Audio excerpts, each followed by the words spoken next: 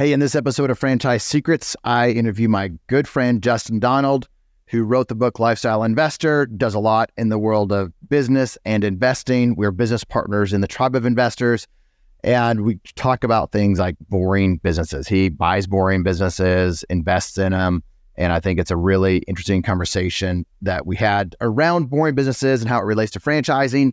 And then we talk about one of the cool new things coming up, I think, in franchising, which is the wellness space. I think that's going to be a hot space over the next number of years. It already is, but it's just going to get better. As always, we harass each other and make fun of each other and have a lot of fun. So I hope you enjoy this episode with Justin Donald.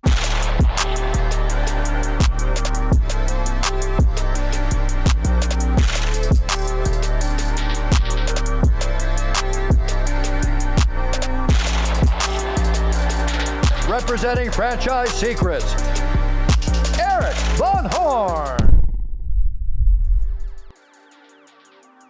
What's up, man? What's up? Why are you coughing at me? I'm trying to have a conversation. You're just hacking. Are you sick?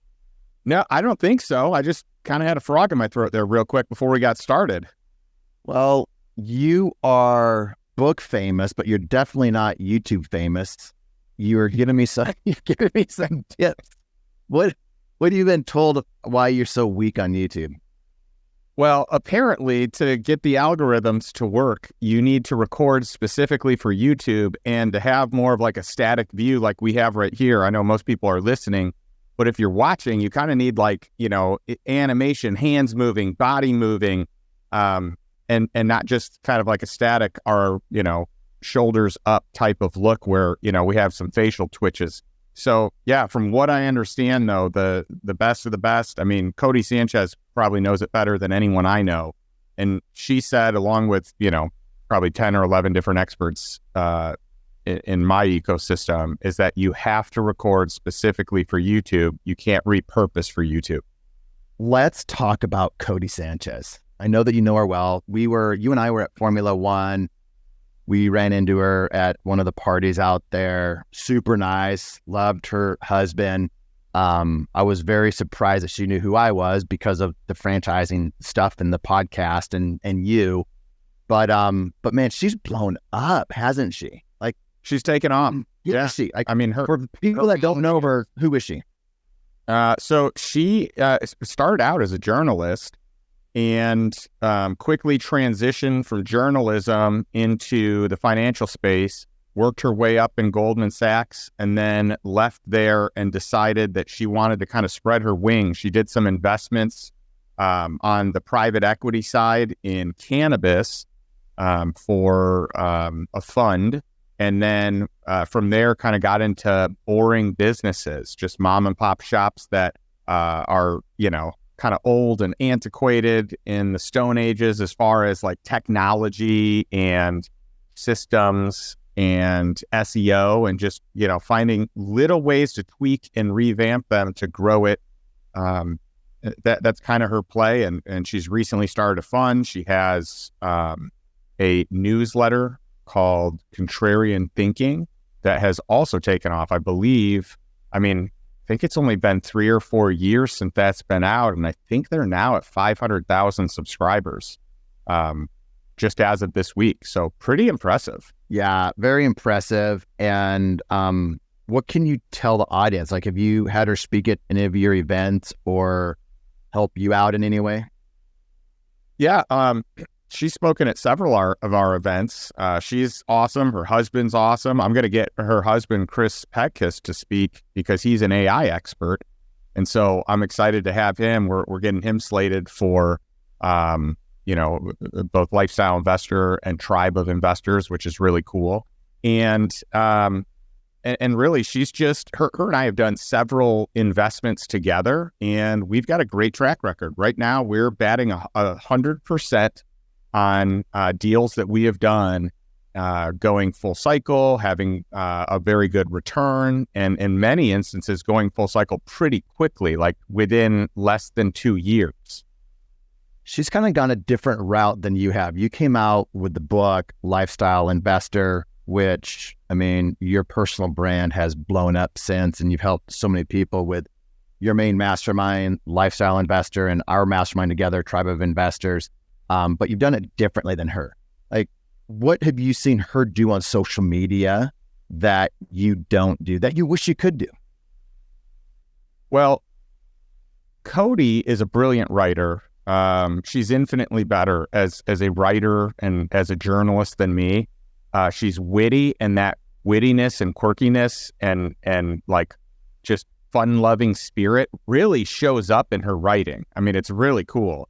And so then when she records, you can see that personality shine through as well. So I think a lot of people are great on camera. Not everyone's great at writing. I mean, most people are not great at camera, but for the ones that are great, and she's great on camera, they're not good at translating their personality into their writing. I think she's one of the best, like, of anyone that writes. I tell her all the time, her newsletter is my favorite newsletter of anything out there. That and Morning Brew are the two that I consistently read outside of, my own newsletter, the Lifestyle Investor Insider.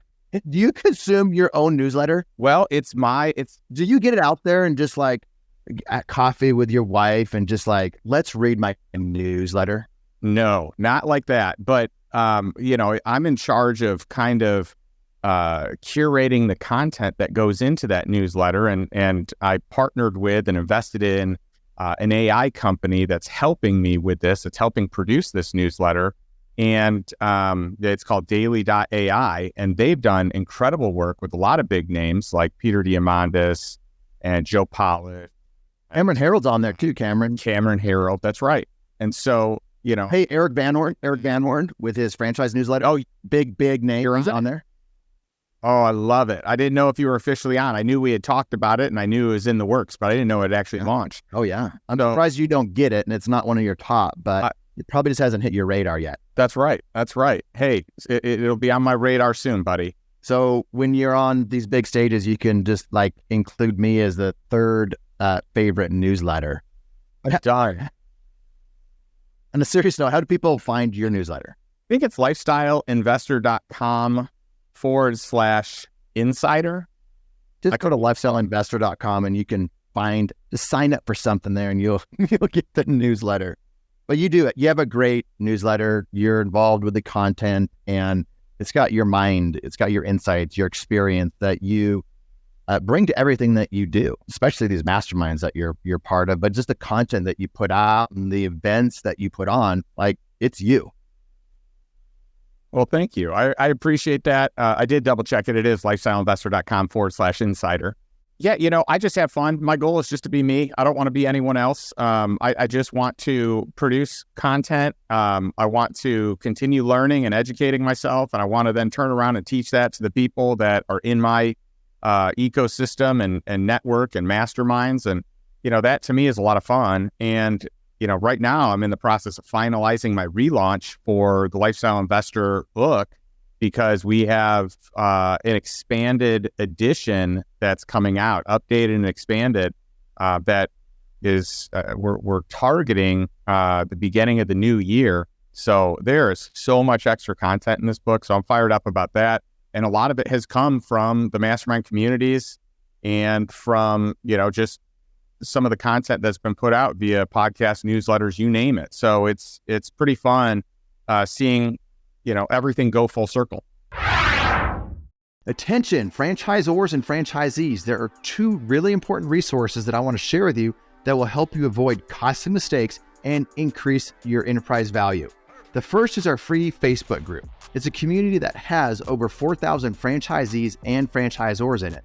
When somebody asks a question, they get honest and authentic answers from multiple perspectives. You can join the group for free over at franchisesecrets.com/Facebook. The second resource I want to share with you is if you're a franchisor and you're frustrated that you're not awarding as many franchises as you thought you would, this is the reason I created the Franchisor Mastermind. If you want access to the information, the techniques that the best franchise sales organizations are using to award franchises, and you want what mature brands have with their playbook of having happy, successful franchisees that grow the right way, then you might want to check out the Franchisor Mastermind. The reason why people join is they want access to my Rolodex, my connections. They want the playbook to achieve both short-term and long-term success.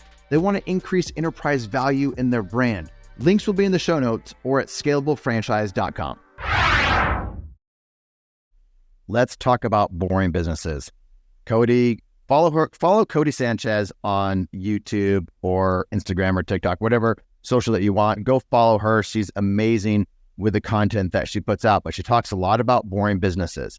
I think boring businesses is like the cool new way to talk about businesses. Like everyone talks about boring businesses now. Why do you think that is? Well, again, when you look to invest, there are efficient markets and inefficient markets. If you're investing in the stock market, that's a darn efficient market. It is hard to get an edge outside of like long-term, buy and hold, where you're banking on the U.S. economy to do well and U.S. companies to do well. But if you're, trying to day trade or trying to compete with the algorithms and the quants that are doing all the micro trades, there's just no way you're going to win. So that's just too efficient. When you look at the most inefficient markets, that's where there's opportunity. And the inefficiencies, for me, it started in mobile home parks because it's truly inefficient and there's an opportunity to get ahead. In today's day and age, these boring businesses or mom and pop, baby boomer owned businesses are so inefficient. There's so much opportunity. And I bought one of them. I bought a dog training company from, an old mom and pop that, wasn't up to date on SEO and a few other things. And we just made a few tweaks and blew that thing out of the water. We doubled the revenue. We doubled the profit. And then we ended up selling it at a year and a day. And that was a huge home run. That was over 11x, almost a 12x return on our money in that deal. And so that's the power. That's the opportunity is you take one of these old boring businesses that, this baby boomer is going to retire. Their kids don't want it. They don't want anything to do with a mechanic shop or with, a plumbing business or whatever it is. They want nothing to do with it. And so this baby boomer is ready to retire. They're likely just going to close the doors. They don't think that there's anything worth selling because they're the business. Where in that instance, and sometimes they want to sell it, but often they don't, or they don't know they can. If they do sell it, they're selling it at a low multiple so you can get a really good deal. Even if they plan to sell it, their idea of what a good return is going to be is likely different than what yours and mine is. So just ample opportunity there to get a business that can be cleaned up, can be automated. You can layer out some technology into it. You can clean up some SEO. You can bring in more qualified people to run it. In some cases, you don't have to bring anyone else in, but in some cases you do, find an operator and that's it. So a business like that, I wouldn't call that a distressed business. I would call that, a business that has a lot of upside opportunity or potential that's not being utilized right now. Is that fair enough? Yeah. And these likely aren't distressed businesses. These are likely businesses doing well. They've been a lifestyle business for the people that have bought them, and they're just ready to retire. So whoever takes over. What do you mean by a lifestyle business? Like an owner that has a lifestyle business, what could go a little bit deeper into that? There's a couple ways you can look at it. But the primary way is that you've got an owner that owns a business and has like a certain set of hours or certain routine that produces the income that they live their life by. In many cases, a lifestyle business is sometimes defined as someone that isn't putting necessarily a ton of time into the business. So a lot of these boomers, they may actually be putting a lot of time into this business, but often they are not, and they just have repeat business and they service that business. So it's a strong business that produces a good return that allows you to live your life with a reasonable number of hours worked. We were talking to a new franchisor. They have 0 franchisees now. They're very tech savvy. One of the things that then would be considered a boring business. These guys are very tech savvy. We had an initial call, then we have a follow-up call scheduled. There's a brand I really like so far initially. They said, we talked about followings on social and this, that, and the other, and they were talking about old school ways and said, what do you mean by old school? That Facebook, so like they are big on TikTok and getting customers on TikTok. And think about a business that is washing or cleaning or fixing or doing something that's boring, that needs to be done by somebody, whether it's somebody at the house or somebody that you hire or your kids or something. It needs to be done and somebody's doing it. And some people may be paying for it. Some people may not be paying for it, but it's a service that needs to be done. There's no technology in the business. And these guys have figured out a way. As asked about their pricing on their website is very clear. It's like, it is X amount for this amount of, whether it's square footage, whether it's time, whatever it is, it's this amount of money. And in this particular industry, nobody is clear on the actual price. And they usually end up paying, 50% more by the time they're done with that particular service. These guys, this is what it is, period, end of story. And I said, are you more expensive than your competitors? They said, no, actually, we're less expensive. So they're less expensive than their competitors. I said, well, how are you paying your employees the same amount? And they said, no, our employees are actually making more. The employees are making more money, the customers are being charged less money, and the business is making more money. Well, how does that get done? It gets done because the employees are incentivized to be efficient. And there's some really unique incentivization around the efficiencies that the employees will go in and do when they provide the service, leaves the end user very happy, lots of positive reviews. The employees are happy because they're making more money and they're happy doing it. And the business owner is making a lot of money, and it's all wrapped around some great technology and just innovation. And it's hitting a younger demographic than what the typical brand in this particular space does. So when I think about something like that, I think it's about a boring business that's actually ripe for some technology and just a better way of doing business. And everybody's happy. It's a win-win-win. So I love those businesses like that. Any thoughts? Yeah, that's incredible. And I think anytime you introduce transparency into an industry that has been, I guess, chocked full of, a lack of transparency and confusion and even cloudiness around pricing, I think you're going to win. I think you're going to win in a big way to just clear up what it is. Expectations meet reality, but people want to buy the brands that they believe are doing it the right way, that are not being manipulative, that are not being, I feel like as companies are trying to not be transparent, that there is this feeling of a deceptiveness. And I think that if you can't articulate that, if you can't be clear with it, if people don't know it, you're going to lose all day, every day to the one that is clear and that articulates it well. And that actually, you got to do a good business. So let's say both companies are really good at what they do. The transparent one's going to end up winning. Well, you see, I'm wearing this Tim Tebow Foundation hat, and I think I got this after I beat him in pickleball in Florida that you and I at. I don't think I'd noticed that you're not wearing one, so I don't know if you got one because they actually beat you. Yeah, I think I can't. No, we remember. It was a real close game. I found close. We destroyed them. We beat them 11-2. That's pretty close. That's okay. That's okay. I didn't see you in the finals, though. Where were you? Oh, you were very cheering me on. Was that? We were one off. We were one off in the finals. And as a good friend, I did cheer you on. You did. I was just you did a great job. Was that authentic, or did you feel like the need to do that? Oh, it was authentic. But I was happy. I was happy to do it. And at the same time, I wished I was in there playing as well, because we were close, man. We were really close. I think if you and I had been on the team, because we played together before, that other team that won the whole thing, they were practicing before. My guy was brand new. We weren't practicing. And I think you and I would have been able to take the whole thing home if we had teamed up. What do you think? Well, I think so. We played them. We played John Gordon and Scott Donald. They were the winners. We played them in Colorado. We were outside of Denver at a ranch for this event called Change Agents, and we played them, and they beat us only by 2 points. We had it tied up 10-10. Who was your partner? Eking it out. A guy that I had just met, Jay Michael was his name. I don't even know his last name. Really nice guy. Probably pretty good at pickleball. Yeah, he played some tennis, I think, because he had a pretty good serve, and you could tell just by his form, he was solid.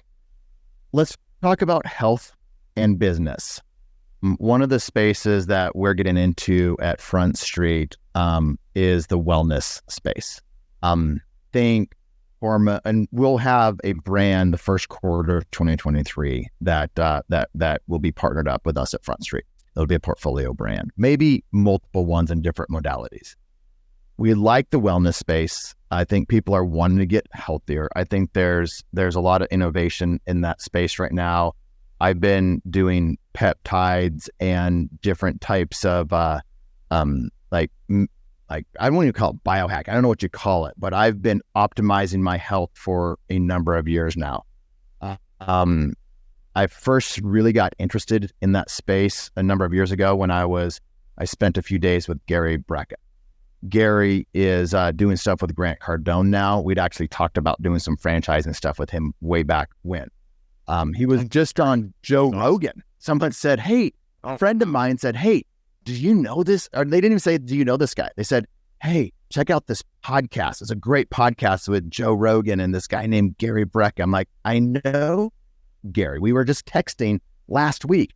But I started to understand this type of health from Gary. So many of my friends were getting on testosterone, and I'm like, that sounds like an easy fix to gaining more muscle and losing fat and just feeling clarity of mind and all this other stuff.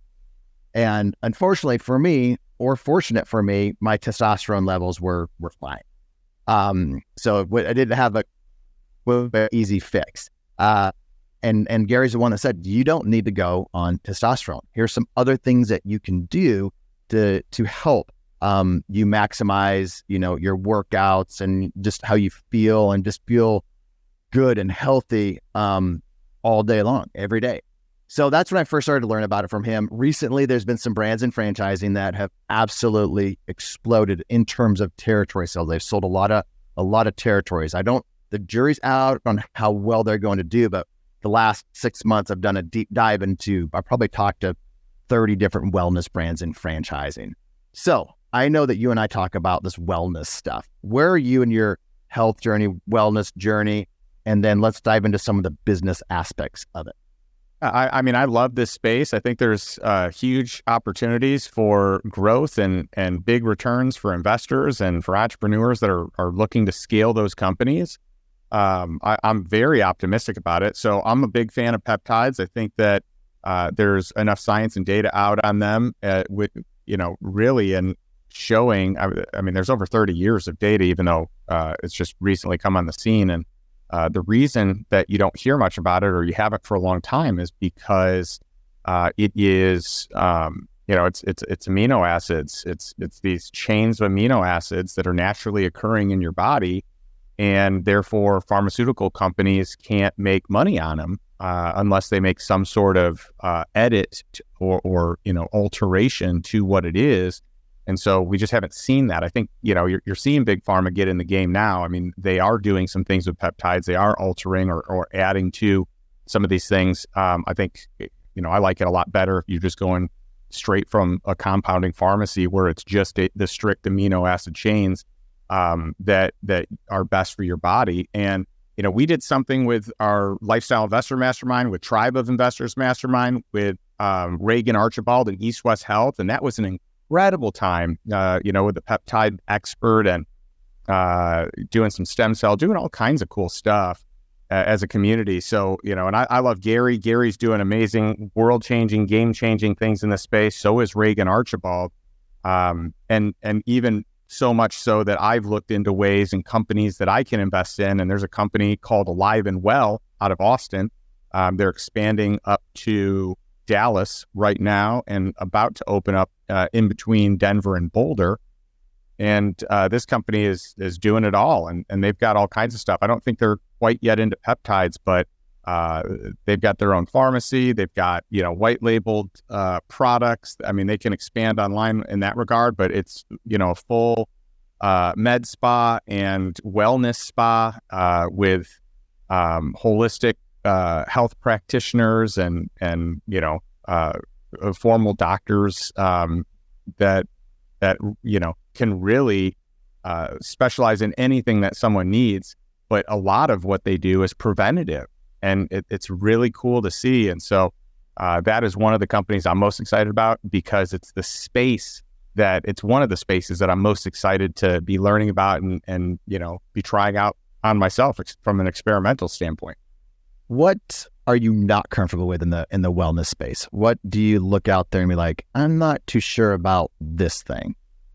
From maybe an ethical standpoint, I don't know if it really works, or you're just like, I need more time or more information before you can really get behind. Is there anything out there that you can think about? It's salt for me. Justin, I think it's salt. When people go into these salt rooms, I'm like, I don't know if going to a salt room is really going to do a whole lot. And I ask these questions, and I'm on with all these brands. I'm asking, what do you think about this machine or that machine? And I sent Gary Brecka a text. I'm like, what do you think about this thing? And he's like, Erik, there's not really science behind it. I'm not a huge believer in it yet. So I'll run things like that by smarter people than me, like Gary or some of our other friends. But anything that like you're not totally sure about yet? Well, I think the jury is still out on red light therapy. So you hear a lot of people that swear by it, and a lot of people that have studied the data and said that there are minimal to no effects, or even with like a red light sauna, for example. I think, the salt baths are interesting. I've done the salt baths. Now, I don't know that the salt necessarily has done anything, but to be in one of those rooms where you're just floating, you're letting your mind No, I don't go, mean that. probably... I mean like a room that just has salt around, salt walls. Okay. Oh, I haven't done that Can't yet. float in that. Yeah. No. Well, the whole floating thing, I think, even if it's not good for my body, it's probably really good for my mind. Yep. That's the way I look at it. So I have not learned about or heard about these salt rooms or the salt walls. So that's fascinating. I don't know that there's a ton, in all truthfulness, I think most supplements don't actually work. I think of peptides as like the supplements that are, exponentially better because your body can actually use them immediately. You're injecting or taking, whether it be oral or a nasal spray, you're taking an actual amino acid chain that immediately goes to work. It goes into the bloodstream, as an injectable. So that to me makes a lot of sense versus some of these, supplements that I don't think get to where they need to go. They might dissolve in the stomach and stay in the stomach versus getting into that bloodstream and working throughout. But that doesn't stop going to whatever area needs it most. Because I see you, and you have a backpack. We're traveling together, and you have a backpack full of all these things that go into your stomach, and 50% of them probably work. Yeah, I mean, I take them in case there is something. I mean, I'm hopeful that there's something, but and some of them there are, if they're, the gelatin capsules versus like the hard rock multivitamin thing. Flintstone, you'll take the Flintstone vitamins, or is that? No. Gave those up a long time ago, back when I was a kid, I think. I had not thought about those since I was a kid until you said the hard chewables. All right, let's talk about blood work. And I think just entrepreneurs in general, we can go hard. And I think this is an important conversation. We've never really had health conversations on this podcast, but from a business standpoint, I think it's important. And just from a health standpoint and optimizing your mind and your body, it's super important. So blood work. I know that you could go to a doctor's office and they can say, we're going to order a blood panel for you. And it is incredibly basic. Like it is, there's like, not a whole lot on there. And then the way that they read it versus how other professionals read it, very different. And there's all these other little tests and rabbit holes you can go down if your markers are a little bit off. So I'm a huge fan of having a blood panel that is very thorough, and somebody reading that is not just looking at, the normal stuff that it does. What do you think about thorough blood panels? Oh, I love it. I mean, I'm not a health expert, but I geek out on health, right? So I have been in, the blood panel game for a while here, just experimenting on my own body, trying different things, trying supplements, trying peptides, trying, different therapies and seeing how my blood work responds to those. So, I've been getting blood work at least on a quarterly basis for years. I've been getting blood work on a monthly basis for this past year. And it might even be like a year and a half at this point. And it's just fascinating. I mean, I just had blood work done on Monday, for, the month of November. So I'm excited to check that out and kind of see, where my markers are from October. What do you do with that? Is monthly overkill? Do you think it's overkill, or do you think quarterly is just sufficient? Or there's certain things that you're really watching and monthly is helping you make those decisions? Well, I think at a minimum, people should be doing this annually. Most people probably should be doing it quarterly.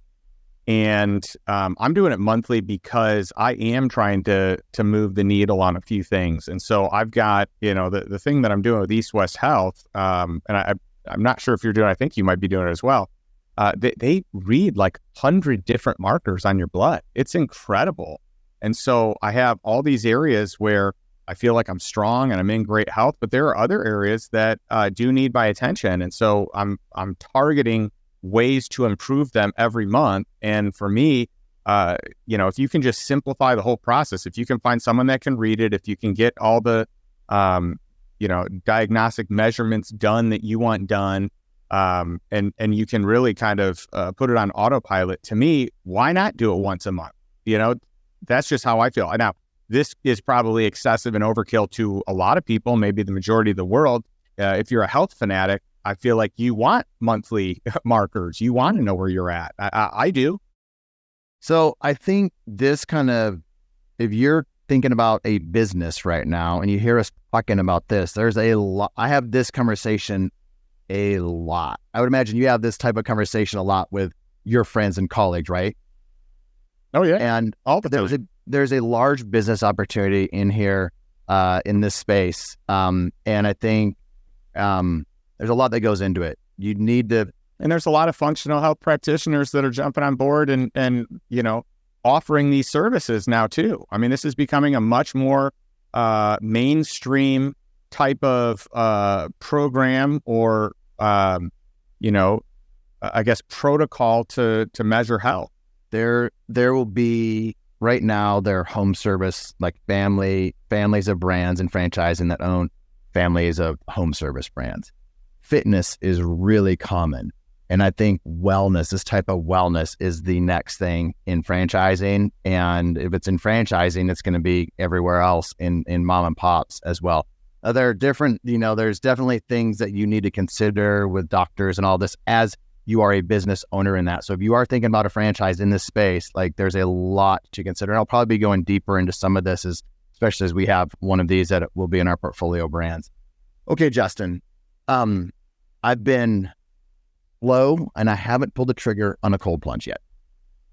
Have you, I've been to your house multiple times. I've not seen a cold plunge unless you've been hiding it from me.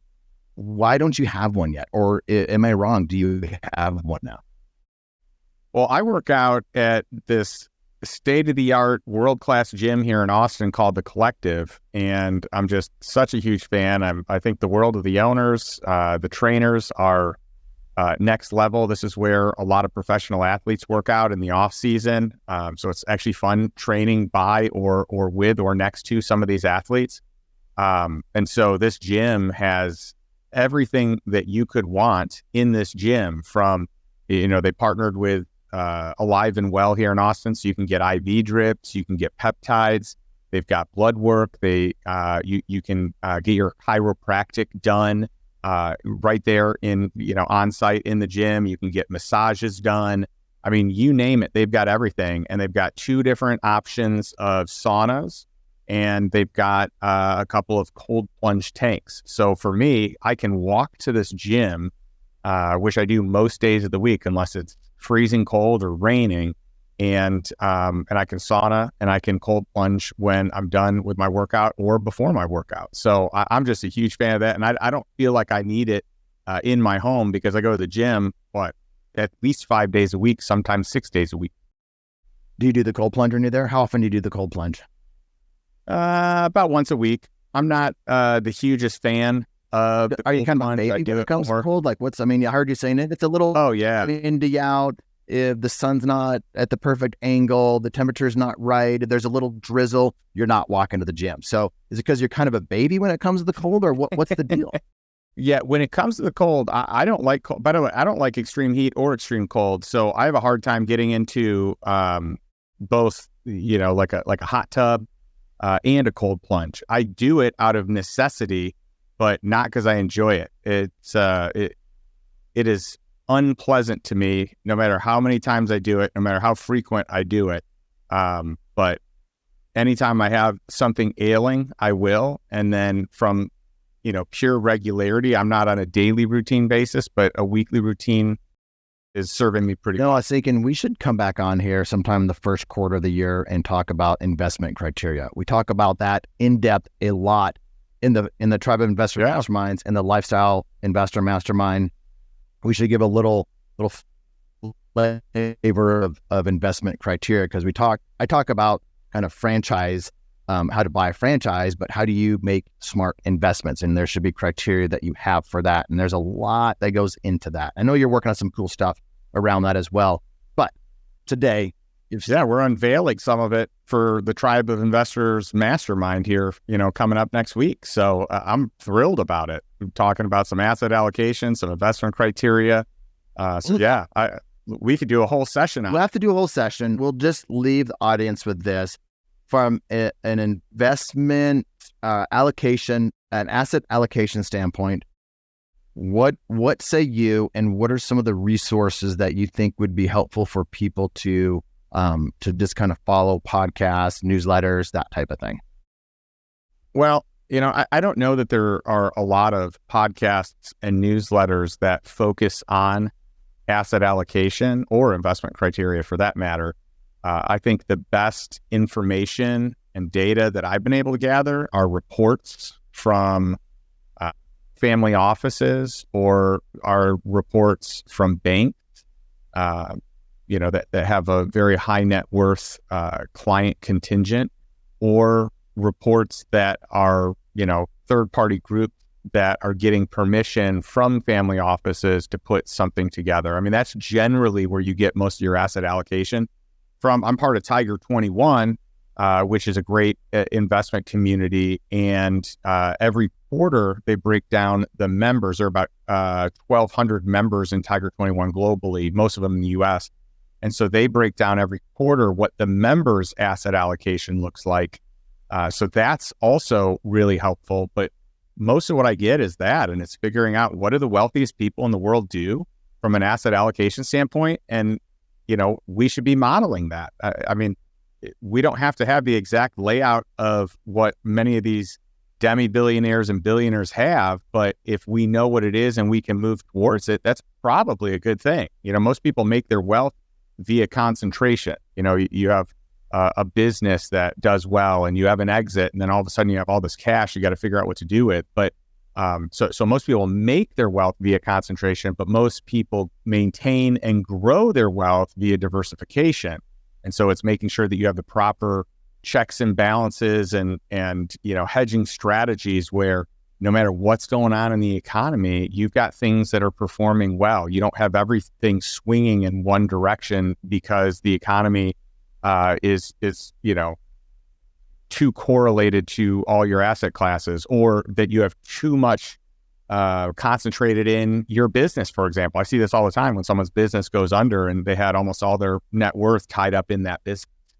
Check out tribeofinvestors.com for anything Justin Donald and lifestyle investing and the mastermind. Check out tribeofinvestors.com for the Tribe of Investor Mastermind. Justin, always fun, man. Can't wait to see you here in a couple of days. Yeah, we get to hang for a week. I can't wait, man. That's going to be all right. See you, buddy.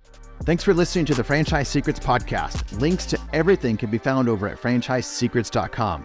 And if you want my help with anything from starting your own franchise to growing your current franchise business, please visit scalablefranchise.com.